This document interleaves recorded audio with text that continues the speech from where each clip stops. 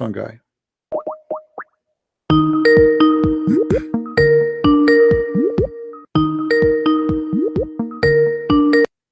Yes. I want to apologize on behalf of all these idiots that are calling you.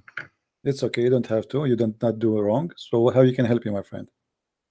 Brother, I got a really big problem. My girlfriend is Christian, and I'm so Muslim. You are, yeah. So supposedly you are better than them. Yeah. Oh yeah. Well, Okay, well, I'm not here to. Your wife, your girlfriend, her name is Khadija or Sophia? No, man, it's Fadwa. Fadwa. And Okay. Yeah. Okay. Basically, and so you have a girlfriend now, bro. Listen. Listen. I'm not here to joke and fuck about it. I'm being serious. Don't use a bad language, please. Go ahead. I need your help.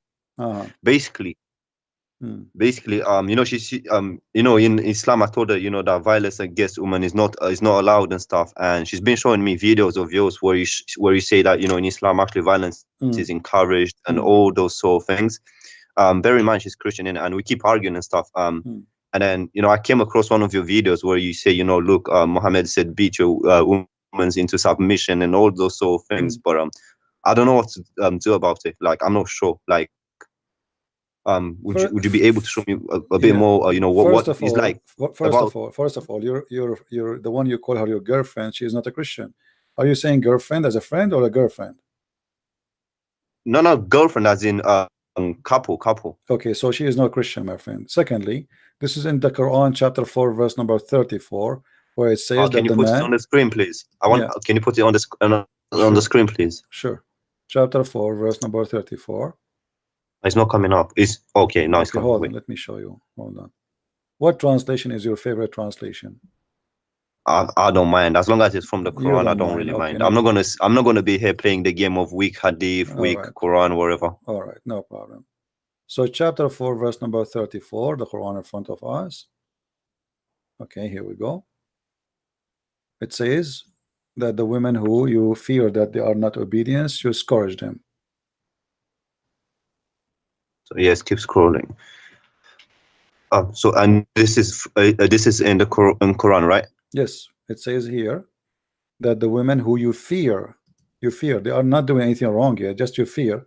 For those whom you fear rebellion, like let's say your wife, you told her to make some tea for you, and she said, okay, like sound doesn't like it, like you felt something not right. So what do? You scream at them, and you can even, you can jail them in their rooms, and if you want, you can scourge them. That's if they're not obedient to you, right? No, if you fear they are not, they did not became obedient yet, not disobedient. And then here says, and then if they obey, you seek not against them. So here, if you fear that they might go and be inobedient, so this is like, it's like cheating. It's like if I feel like she cheated on me or something like. No, in Islam, if a woman she cheated on her husband, the punishment is stoned to death. You stole that from the Old Testament of the Jews. So here is about a woman you might fear she is not yet disobedient. As I give you an example, you say to her, bring me water, and she moves slowly and she sounds like she don't like it. So this is, you fear that she is rebellion, she is not being obedient yet, or she's in the way to disobey. So what do? The Quran says, admonish them, punish them in beds, and scourge them. So it's like, basically it's like so violence basically in this sense would be allowed, right? As you see, scourge them.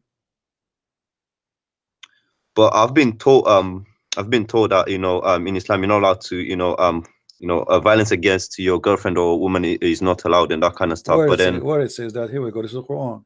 And no, this is what I've heard. I haven't seen, I haven't read the Quran and stuff like that. No, this is not a true. And actually, here we go, your prophet, a woman, she came to him complaining that her husband, he did beat her, and he made her skin greener than her clothes. And what Muhammad in the hadith, I saw this, I think in one of your previous videos. Yeah. So what Muhammad he did, he took the side of the man, not the side of the women. Okay, and also I saw the thing, but I didn't thoroughly understand the thing where it says, if two witness, you need to bring, if there's one man, you need to bring two women because their mind is not working properly or something like that. Yeah, the Quran says that women, they have half a brain, and this is why two women are equal to one man. So if one of them she forgot, the other one remind her, and this is proven to be scientifically wrong. If you take your wife to a party or a dinner, and then you come back and we ask you what you ate, you will not remember. But your wife, she will tell you what everybody in that place was wearing clothes, what kind of hairstyle, correct? What the Yeah. food was. Women, they give you the details. Men, they don't care. So this is a false statement. Yeah, and also, so basically, human rights are not really respected, right? You see, there's nothing is called human rights. Because you see all these feminist movements, Islam is a religion for equality. Human right is something flexible. Even those who they call themselves feminist are funny, because it's up to them to decide what is a human right now, and it's up to them to say what is not a human right, right? So for them, Yeah. if a woman, they claim that now women, they have to grow hair under their arms. I mean, this is silly. What does have to do with the human right? Grow your hair, grow your hair over your chest too. I mean, this is silly. So I mean, they are not an example to talk about what is a human right. The human right is you have the right to believe as God. He created you to be free, to be or not to be. You want to believe in him, you don't want to believe in him. Otherwise, why there's heaven and hell? If we want to force people to believe in something, then there's no need for heaven and hell. People to go to heaven because God's supposed to reward them, right? Yeah. For so the I belief guess, willingly. But in Islam, there is no such a thing. So we don't want to mix between human rights and some silly people saying things does not have to do with like somebody sent me an article saying that we need to strong the women or string the women, and they are advising the women to wear sexy underwear. I mean, how in the world that how a woman she will be stronger if she wears sexy underwear? Mental illness. I mean, what we can say, people believe, if you start following a fool, then you become a fool, and this is what Islam is about. You follow Muhammad, you aim to be Muhammadan. right. So from an Islamic perspective, okay, for example, if I'm violent towards my girlfriend, that wouldn't be a sin, right? According Since to the Islam, Quran teaches it. according to Islam, your girlfriend first, in Christianity and in Islam, you can have a girlfriend as a girlfriend for muta. Like let's say you have to make you have to do a contract with the girlfriend to sleep with her, and that will call muta, which means you have to pay her. Do you pay your girlfriend? No, but the contract says it has to be verbal. Okay, well, this is written, haram. right? In Islam, this is haram. You have to tell her how long you want to sleep with her, and she have to agree about how long and how much you will pay her, and that will make her lawful for you. Right now, you are committing sin. If you want to do a sexual relationship with the women, you have to do it according to Allah. You offer her money, she accept the money, and for how long? So like you have to say to her, I want to sleep with you for the coming month, and I will pay you $100. Wait, is Nakib al Mutar only allowed? Isn't it only allowed for 3 days, maximum 3 days, and it has to be verbal? No, you can increase as you wish. This is it's an agreement for how long. It can be one night, it can be 1 hour, it can be 1 day, it can be two. Let me show you this hadith here in front of you on the screen. Yes, please. It says, Allah Apostle said, if a man and a woman agree to do mut'a, not temporary marriage, there, and doesn't say, this is a false translation. You see the word marriage here? Do you know Arabic? A little. Okay, here it says, أيما رجل وامرأة توافقا فعشرة ما بينهما 3 ليال. Doesn't say marriage. توافقا على عشرة, agree to sleep together, to have to live together. So any man and a woman, they agree to have relationship, which means in bed together, to live together. Their muta should last for 3 days, 3 nights, and if they like to continue, they can do so. And if they like to separate, they can do so. All right. So basically, okay, but okay, if you agree, for example, it has to be written or verbal, right? No, If she agrees. not written, just verbal. You have to tell her how much and how long, and she have to No, but what if repeat. she's your girlfriend? Like, She have, there's nothing is called girlfriend in Islam. This is how the girlfriend is. You hire a woman for sex. It's a contract for sex. She is a prostitute. So because you have to pay her. If you don't pay her, it's not allowed. So she have to get paid because she took off her panty for you, and you have to tell her how long you want to sleep with her, and she have to repeat. And she say, let us say you say to her, I want to sleep with you for 3 days, full 3 days, and I will pay you $200. She have to repeat saying, I agree to sleep with you for 3 days for the total of $200. If she don't do that, this is not halal. Okay, so that's a sin basically. Yeah, she have to repeat and agree in the terms of this contract, of sex contract, which is how much and how long. All right. And when the time is over, there's no need. You don't divorce her because she's not your wife anyway. It's just a sex but what contract. if you don't want to pay her, or if she doesn't accept payment? That will not valid. Then she is doing haram because she have to get paid. Yeah, that's a bit funny. Well, I mean, how, you know, if she's your girlfriend, you know, she is not a girlfriend. I say to you, this is not a girlfriend. She is a I know, but I'm talking about, you know, a hooker. in today's society. Yeah. In today's society. Well, you pay. I agree. You pay only a woman. A woman she accept to get paid for sex. She must be a whore, correct? Yeah. Okay. Well, Islam approve you to have sex with the whore, not with the girlfriend. Yeah, and also I've got another question, but you know, I'm not trying to be rude or anything, or too explicit here, but you know, in Islam, you know, having big bang, you know, from the back is not allowed, and we did it. So that is that a sin? No, this is not true. This is they come with their own interpretation, but the Quran says it clearly. You can have sex in any place you want. If we go in the Quran, you will see Muhammad, he says, "Nisa'akum harthun lakum." Your women is the same as a turf for you. So dig in your turf as you wish. Chapter 2, verse number 223. Wait, I'm writing chapter 2. Yeah. Chapter 2, verse number 223. Yeah. All right, cool. The Jews, they were saying that if a person have sex with his wife, you know, they like, let's say it's a fiction that if you have sex with your wife from wrong location, the child will be blind. All right, or let us say he have a cross eyes, which is stupid, right? But it's just they spread those ideas, so men they will not do that. The ignorant men they will not do that with their women. Muhammad, he wanted to answer the Jews. He said, no, your women as the same as teeth, so dig in your teeth as you wish. Now some scholars they start saying this is not about having sex from the anus, it's about having sex from behind. So he's saying, you can have sex from behind or from the front, it doesn't matter. But that's not what the argument was about. It's about having sex with the women from her private part, the front part, or the back part. You know, and we can prove that from the Islamic reference. Here we go, chapter 2, verse number 2. Let us go here, chapter 2. And what about you know, sort of you know, blowjob? You know, it looked like we are going far away from our topics. Thank you very much.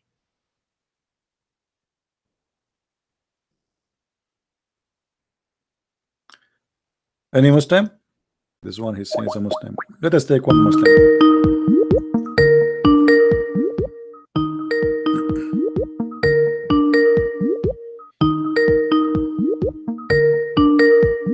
Answer. Hello? Hello. Yes. I'm Zahra. Sorry? I'm Zahra. Welcome, Zahra. How I can help you? I just wanted to comment on the hadith. What hadith? Which one?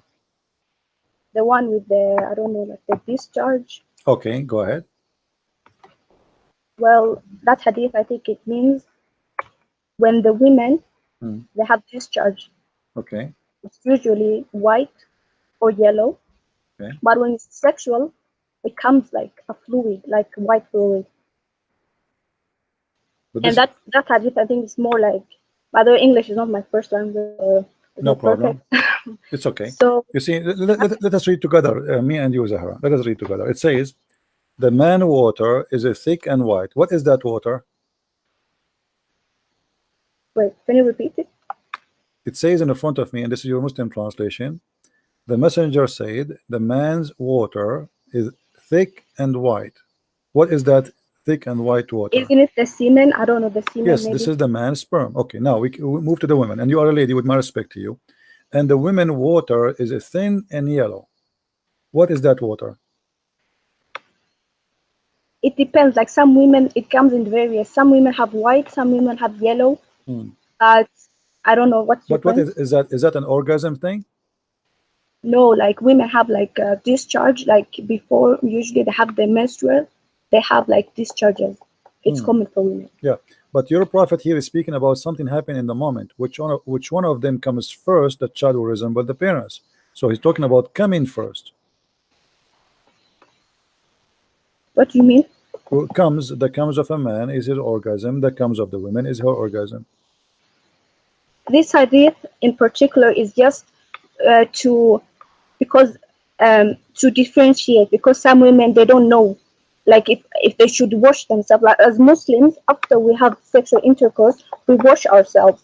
So that's, I think it's related to like if the woman does she have to wash herself, because she doesn't know, like for the prayer, like you have to shower. Okay, no problem. But your prophet here, let us go to the hadith. Your prophet, when a woman, she asked him about she having sexual dream. Okay, his sexual dream is the same as normal sex. Yes, it's common for human beings to have sexual dreams. No problem. My and friend, then you wake up. I am not judging. I'm not judging anything. I'm not saying. I'm just discussing what it is. So, this is a woman. She came to your prophet saying that she had a sexual dream, and she noticed a water discharge. And your prophet, he is the one who described that this water is yellow and thin, right? So should she wash it? She should wash it. So this is something is washable, right? This is something washable. Yeah. Okay. So how the washable liquid in the vagina is the one who will make the baby female? In that particular sense, I'm not sure. I'm not like a scholar. But I just know that in this particular hadith, it's related to purification. No problem. But as you see here, your prophet is claiming that the child resembled the parent or the mother because of that yellow. Can I just ask you a quick question? Sure. I don't know why, like, I think as Muslims, we believe in everything is destined. And I don't know why this was recommended to me, but I just, as a Muslim, and you're an ex-Muslim, I don't understand why you have like the urge to talk badly about our prophet. Like, just as a human being, like even me, even if I don't believe in Buddha, I wouldn't dare to be like, oh, he's not a good, I don't, just nasty names. I just understand like a human being. Okay, you're from Saudi Arabia. Can I answer you? You probably have Muslim families. And then I don't understand. That's just like as a human being. Can I answer you? Yes. Okay, first, I'm not an ex-Muslim. I never was a Muslim. I'm too smart to be a Muslim for a second. Second, your name is? My friend, listen. I don't know. Okay, is it ex-Christian, whatever? No, I don't ex-Muslim. My name is a Christian Prince. No, Christian Prince. Listen. Now, if somebody says that you are najis, you are filthy, you are the worst of the creatures, you are dirty, you are a kafir, you are evil, you are evildoer, you know, kill the Christians, kill the Jews. So why you are saying to me, why you are speaking against Muhammad when he say all those things about me as a Christian? Why you don't ask your prophet to do the same? If your prophet don't say we are kuffar, we are najis, we are filthy, we should be killed, we should be slaughtered, humiliate them, destroy them, so then we will not be, I will not be talking. Why you don't talk about the Hindus? The Hindus don't believe in Christianity too. But you do know that in Prophet peace be upon him time, when he ruled, the Christians, I mean the Jews, they lived there in peace. And then later, when this is a big fat companions your prophet, they didn't destroy the churches, and they didn't destroy the synagogues. They actually helped them. Do you know what? There's a treaty. Okay, let me just look up treaty of Umar. He says that you are not allowed to destroy any churches or any places of worship or other faiths. Okay, my friend. And there is no way that there's nowhere that's written that Muhammad or any of the companions they converted. I mean, they spread Islam by this word. Okay. As many people believe. Did you mention to us the Pact of Omar? Did you just say the Pact of Omar? Yes. Okay. Do you have the courage to read it for me? The Treaty of Omar. I don't have it. Should I Google it? Yes, Google it and read it for us. As long as you are proud about it. The Treaty of Omar is a proof that Islam is a very bad religion. Someone just said I'm older than you. No, I'm not older. My I friend, don't. I don't care how old are you. You are welcome to talk. No problem. I respect you. I respect you as a human being talking to me. Now tell me the Treaty of Omar. You are the one who mentioned it, and he says Islam respect. Islam did not respect, and your prophet he humiliated the Christians and he ordered to kill them all unless they pay the jizya. This is what the Treaty of Omar. So I want you to read for me the Treaty of Omar, please. Wait.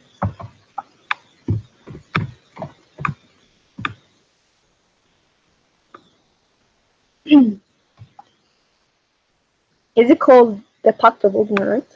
The Pact of Omar. The Pact of Omar. He forbid them from building new churches. He forbid them from repairing churches. He forbid them from knocking the bells. A Christian, he have to wear his weight of a cross in his neck if you want to wear a cross. If you ride a donkey, you have to ride it in the wrong direction, which means your butt to the back. And what are you talking about? This is what Muslims do to the Christians. They have to be humiliated. You cannot even teach the children Quran. You have to open your door and your house to any Muslim come to your house 3 days, 3 nights. Any Muslim now come to my house, you knock at my door, he can. Should I read it? I just found it. Go ahead. A little bit long. Go ahead. No problem. In the name of God, the merciful, the compassionate, this is assurance of safety, which the servant of God, Umar, the commander of faithful, has given the people of Jerusalem. He has given them an assurance of safety for themselves, for their property, their churches, their crosses, the sick and healthy, of the city, for all the rituals which belong to their religion. Their churches will not be inhabited by Muslims and will not be destroyed. Neither they. I'm sorry, I'm getting emotional because this is who Muslims are. No, and you're my friend, what you are reading is not the Pact of Omar, and you are lying. It's in the front of me. This is the Pact of Omar. If you just search it, the Pact of Omar is in the front of me in the screen. It's hanging today. It's even hanging. The Pact of Omar is in the front of me in the screen. Lady, read it. No, this is not the. Just Google it. Everyone can Google it themselves. So what is this? This is not. I don't know what you found it. So what is this? What is this? What is in front of me now? Just Google for yourself. My friend, I am using Google too, like you. This is the Pact of Omar. In the name of Allah, the most merciful, the compassion, the letter of the servant of God, Umar al-Khattab. I don't know what you're the talking commander what you of the just faith. searched. Read with me. Read with me. Here we go. This is the Which Pact of source Omar. are you using? Because your sources really depend. Like if you're using this someone who is hates the Islam, Pact of they'll Omar. write something else. Lady, I want you to continue reading. Can you give me the link you are reading from? Can you post it to me? Okay. Okay.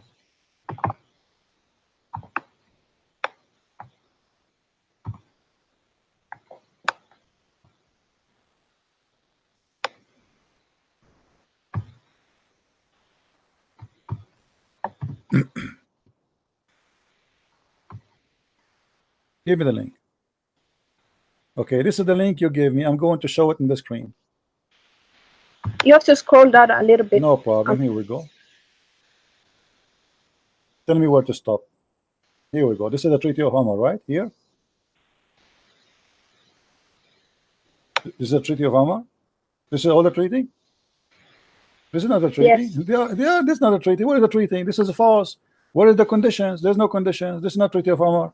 No, it's still hanging today. You can find it today. My friend, it's hanging. This is the summary. This is the top of it. This is not a treaty. Let me show you the treaty. Here we go. I will show in front of everybody in Google how to find the treaty. I will show you. Here we go. I will search in Google in front of your eyes for the Pact of Omar, and you tell me which website you like me to click in. Do you see the screen? I'm not seeing anything on the screen. It's still the same page. Okay. The Pact of Omar.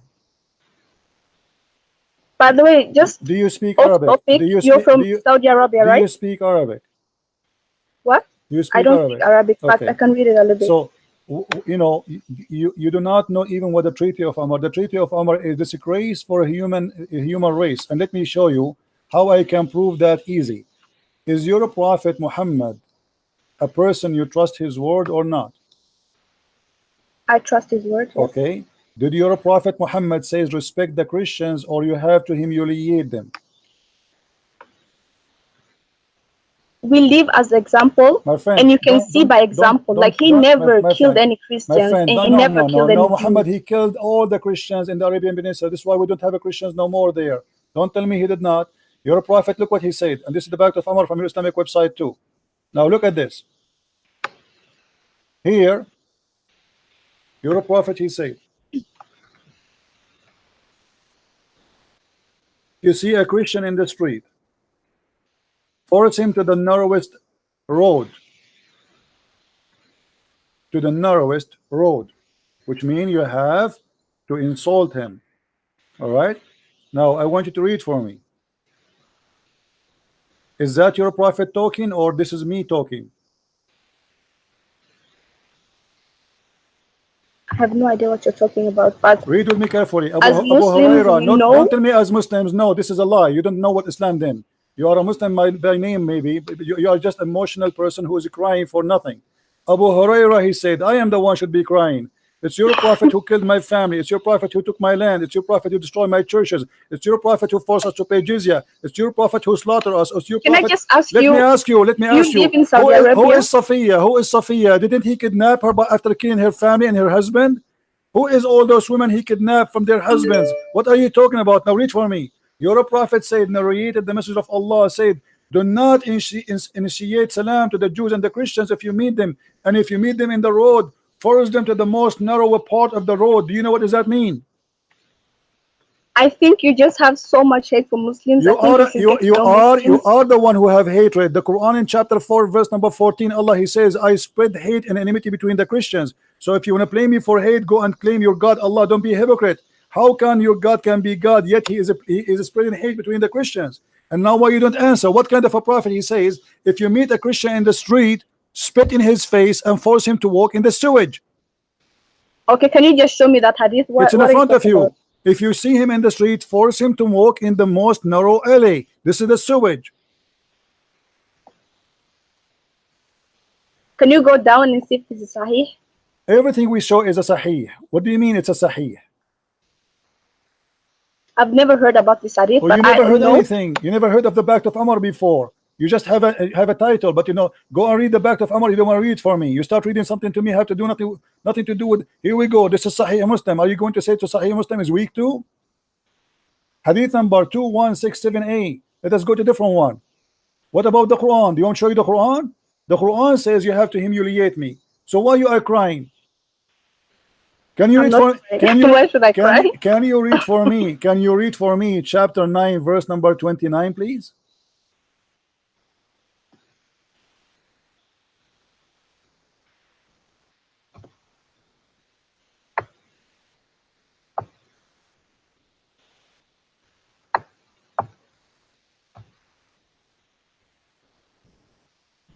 Yes, and I just have a question. Do you live in Saudi Arabia? And you're not Muslim? Where I live. I live in the moon. Can you read for me the verse, please?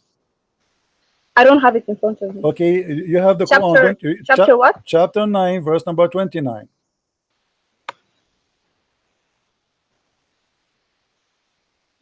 I just don't understand why you my friend, don't tell me I don't understand. Don't change the topic. Don't change the topic. Everybody will see in a second that you are being hypocrite. It's your Quran. No, it's your Quran who insult us. Our Quran is humiliating us. Your Quran ordering you to kill us. And not only that, we have to pay you the money we make from our work in order to live. Okay, listen, first of all, Okay? there Don't are stop chapters stop that are talking. addressing Read the verse. when they are in Read war. the verse. So this Stop talking. verse Stop is talking. speaking like when they're in the war. What war? This is But not, as Muslims, we hold also have on, rules. guys. Did say The rules are if you're in war, did she say you in can't the war? kill Hold on, someone that hold is on, innocent. hold on. You said in the war, but Muhammad is the one that is attacking. Muhammad, he says, fight those who believe not in Allah. So why he want to fight us? Because we don't believe in Allah. From who? From the Christian and the Jews. The Christian, they never fought Muhammad. The Christian, they give him asylum. They give him refugee in Ethiopia. Why you want to kill them?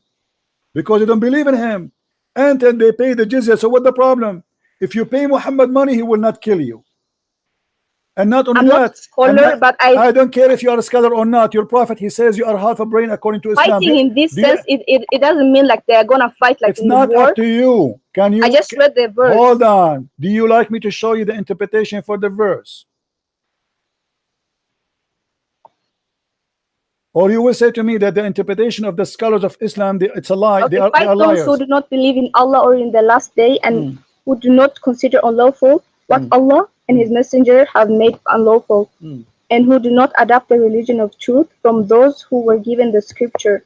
Fight until they give the jizya willingly, while they are humbled. Not humble. They are going to be. So it means like they're Saghirun. fighting to give the jizya. Jizya means like the tax. Tax, guys, tax. You take our land, you take our home, and we pay you tax? Tax for what? To stay alive. Let me show you how you lie to yourself in the front of everybody. This is Tafsir Ibn Kathir. Look with me in the screen. Everybody will be laughing at you in a second. How you are lying to yourself, trying to defend Islam desperately, and you are crying. First of all, let me just tell you one thing. No, don't tell me. Don't change the topic. Don't change the topic. Don't change the topic. Don't change the Allah topic. says that even if we disbelieve, listen. Even if disbelieve, it doesn't matter. Allah will replace us with much better person. There are angels. If it doesn't matter, hold on. If it doesn't matter, Allah doesn't need us. Okay. If Allah do not, if it doesn't matter, shut up. So many Muslims disbelieve. Who needs us human beings? Listen. There are angels. Don't make me hang up on you. Hey, big mouth. If it doesn't matter if we believe or not, why Muhammad says kill them wherever you find them? Why he want to kill us then? Why he want to kill us? Why he want to kill us if it doesn't matter? Allah will judge us in the judgment day. You're making money right now. Okay, here we go. Here we go.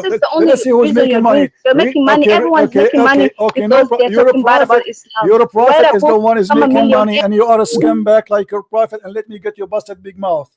This is Ibn Kathir. He says, and feel themselves subdued. This ayah means this will be no compulsion with the so-called market of their fear would result on etc etc. And then he says wahum saghirun, explaining.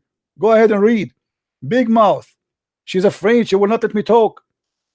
This is about money you will take from the people of the Dhimma. What is the jizya? Let us see what the jizya is. Go down. All of this is explanation for what the jizya. It is nothing but to humiliate them and to steal their money.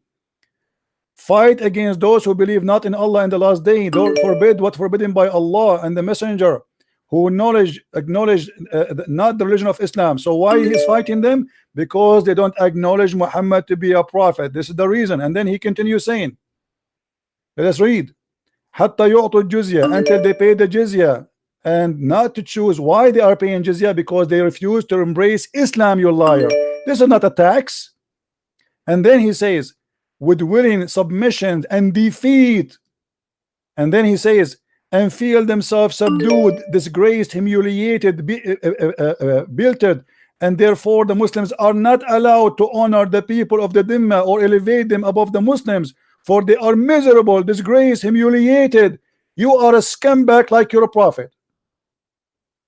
You are crying, showing emotion that you are a decent poor women who don't know what's happening. Why you are insulting our prophet? And your prophet is ordering the Muslims to spit in our face, to take our houses, to rape our women, to kidnap our women, our children, and to sell them as slaves, as sex slaves in the market. And even after that, if you take our land, and after you force us to convert to Islam or we die, okay, you don't want to convert to Islam, pay me. I will let you live. Do not initiate the Salam and the Jews and the Christians, and if you meet any of them in the road, force them to the most narrowest alley. And this is why, guys, read carefully. Did she mention the pact of Omar? Did she mention the pact of Omar? Let me get you busted.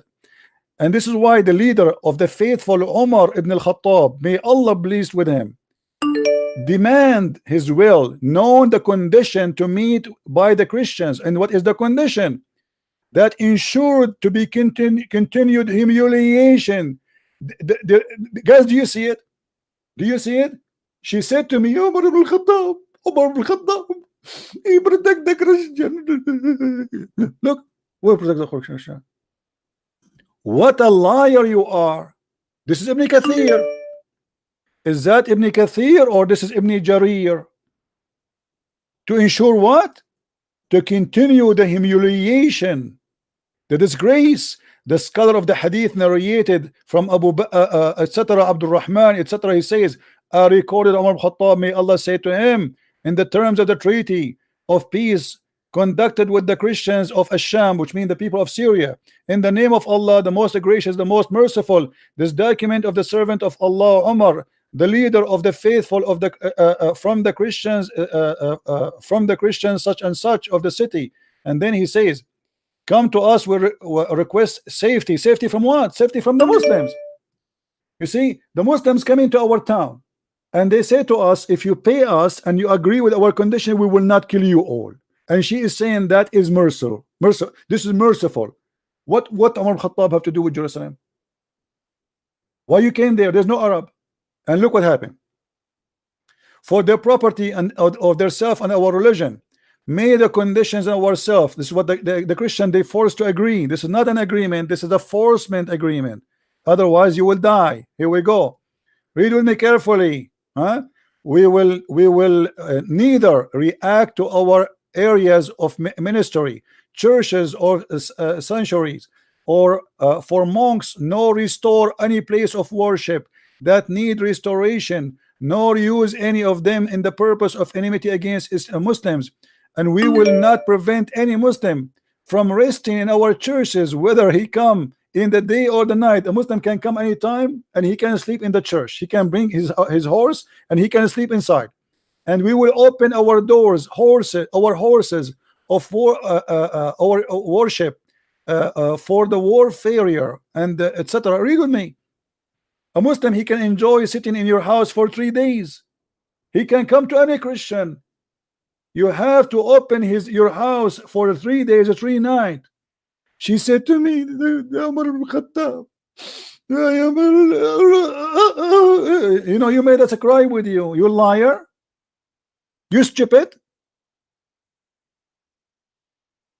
And not only that, continue read and see how garbage this. We will not teach our children the Quran. Anyone knows why? Do you know why they should not teach their children the Quran? Because if the children of the Christians learn the Quran, they will know how stupid Islam is.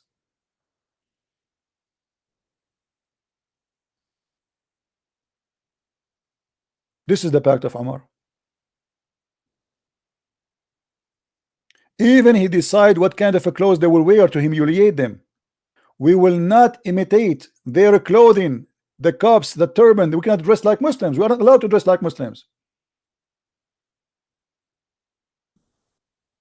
You cannot wear shoes like them. You cannot wear hairstyle like them. You cannot speak like them. You cannot have nickname like them. Do you see it?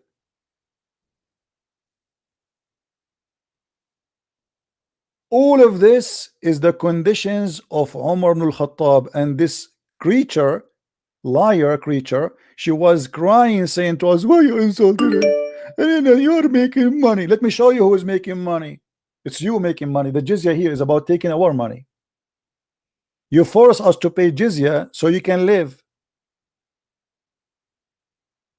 For centuries, Muslims, they have no job. We work. You sit in home having sex. And you collect jizya from all countries around, from Morocco, from Tunisia, from Egypt, and you do nothing. And she was crying as if she is the victim. Egypt is not your land. Iraq is not your land. Syria is not your land. Morocco is not your land. Tunisia is not your land. Spain is not your land. You went all the way to Europe. You took Istanbul. Istanbul is not Istanbul. This is Constantinople. And we are crying. Why you are insulting the prophet? And let me show you what your prophet he said. Your prophet he protect the Christians, you liar. Let us see more. We are not done. Muhammad he did genocide. And this is why there's no Christians, no Jews in the Arabian Peninsula. Be careful with me. People are laughing at your lies, big mouth, machine gun mouth. The message of Allah said, if I live, if Allah wills, I will expel the Jews and the Christians from the Arabian Peninsula. Do you see it, liar? So how you say to us, why you are insulting them? Somebody expel me from my land and you are saying to me, he respect me and he protect me? Sahih, the hadith is sahih. Call me and cry again. Call me. And you want to make money. You want to make money. Let us see who is making money. Your God Muhammad is begging for money, promising you if you give him money, he will forgive your sin. Have you ever heard of a prophet he says, give me a loan? Allah want a loan? All those verses in the front of us saying the same.